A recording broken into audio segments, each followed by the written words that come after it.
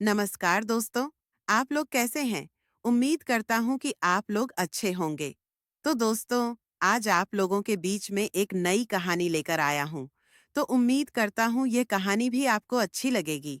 तो दोस्तों, आइए कहानी को शुरू करते हैं। एक बार की बात है। एक लड़का एक बुजुर्ग बाबा के पास जाता है। वह लड़का अपनी जिंदगी में बहुत परेशान था। घर की सारी जिम्मेदारियां उसी पर थीं और इसी वजह से वह अपने आप को भी ज्यादा टाइम नहीं दे पाता था और बस दिन रात काम किया करता था। वो उसके दोस्तों और उसके फैमिली वालों को भी टाइम नहीं दे पाता था। उसके जो दोस्त थे वह घूमने जाया करते थे, लेकिन यह नहीं जा पाता था और इसी वजह से उसकी खुशी छीन सी गई थी। उसे भी नहीं पता था कि वह लास्ट टाइम कब दिल से खुश हुआ था, क्योंकि वह काम में बहुत उलझ सा गया था और उसकी मेंटल हेल्थ भी खराब हो रही थी। तो एक दिन वह एक बुजुर्ग बाबा के पास जाता है और उन्हें यह सारी बातें बताता है कि मैं बहुत परेशान रहने लगा हूँ, खुद को भी टाइम नहीं दे पा रहा हूँ और जब मैं खुद के लिए टाइम निकालने का सोचता हूँ तो मुझे अपनी जिम्मेदारियाँ याद आ जाती हैं। मैं पागल सा हो गया हूँ। अब आप ही मुझे कोई रास्ता बताइए। वह बुजुर्ग बाबा उस लड़के को कल नदी के पास आने के लिए बोलते हैं।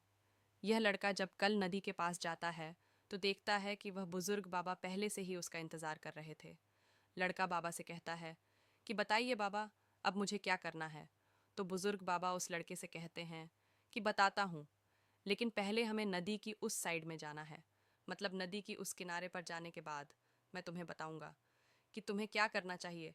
लड़के को उनकी बात समझ नहीं आई कि नदी के उस किनारे पर जाने के बाद ही क्यों बताना है, लेकिन फिर भी लड़के ने बाबा से कहा, चलिए फिर हम नदी पार करके नदी के उसे किनारे पर चले जाते हैं।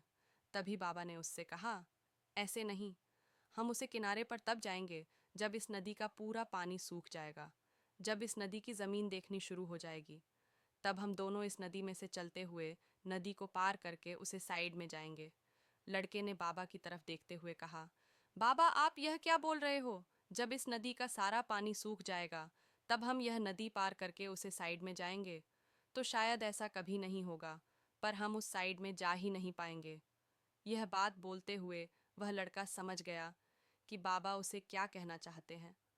बाबा ने उसकी तरफ देखा और मुस्कुराते हुए कहा कि यही चीज़ मैं तुम्हें समझाना चाहता हूँ, कि तुम भी अपनी ज़िंदगी में यही सोच रहे हो कि जब मेरी सारी जिम्मेदारियां ख़त्म हो जाएंगी तब मैं अपनी ज़िंदगी में इंजॉय करूँगा, तब अपने आप को टाइम दूंगा, तब मैं मज़े करूँगा। तो ऐसा कभी नहीं हो सकता है, क्योंकि जिम्मेदारियां कभी भी ख़त्म ही नहीं हो सकती हैं। अब वह लड़का क्लियर तरीके से समझ गया था कि चाहे अमीर आदमी हो या गरीब, सबके ऊपर कुछ ना कुछ जिम्मेदारियां हैं और वह उन्हीं जिम्मेदारियां में से कुछ टाइम निकाल कर इंजॉय कर लेते हैं और इसे ही ज़िंदगी कहते हैं। तो दोस्तों, ये कहानी आपको कैसी लगी? आप कमेंट में बताएं। अगर आप हमारे YouTube चैनल पर पहली बार है, तो हमारे चैनल को सब्सक्राइब कर लें और वीडियो को एक लाइक कर दें। तो दोस्तों, फिर मिलते हैं एक नई कहानी के साथ। तब तक के लिए नमस्कार, जय हिंद।